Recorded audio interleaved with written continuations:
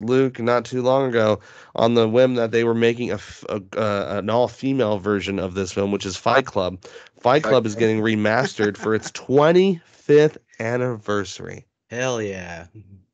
25 years old. And I just want to let everyone know Yeah. that, if you need some soap, some good soap, you don't just have to watch Fight Club and find it. You can actually get it on the link below. And this is our good friend Steve's mom's soap. The soap is great. Good stuff.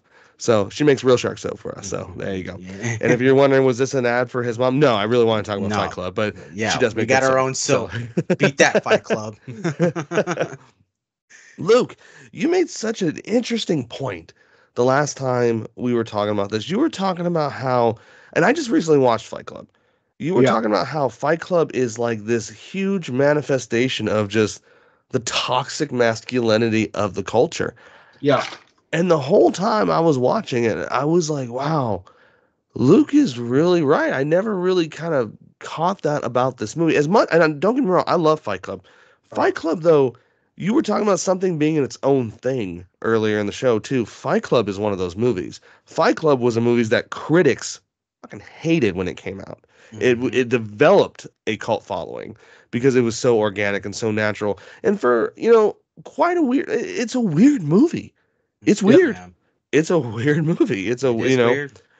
and If you've ever read Chuck Palahniuk, that's very much his. It's yes. absolutely how he does it, and all of his books are great, by the way. Oh yeah, But I love Fight Choke. Club, Yeah, Choke is a great movie too with Sam Mhm. Rockwell. I always Yeah, recommend that movie. that's a great one.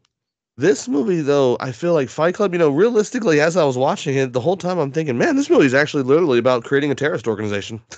Yeah, they censored the ending because of that, right? It really was. I yeah, mean, the whole aspect, this guy is like essentially brainwashing these people, yeah, like getting them to follow in a cult. And it's yeah. it's Mhm. so funny because again, guys, it's so interesting. This is the 25th anniversary, and they're bringing it back for some theatrical releases, and it's very relevant today.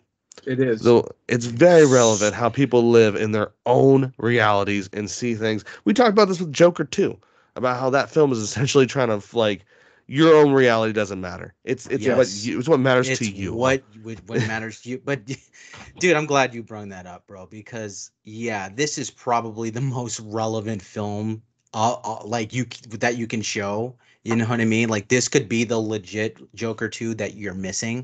because yeah, it is just like you said, man. Like you can throw any type of factual evidence around, but who cares if you only live in your world doing your Right. own thing? You know what I mean? And this movie's just, as I like to say, a fucking maniac, man. It really Yeah, is it's from start to psychopath. finish.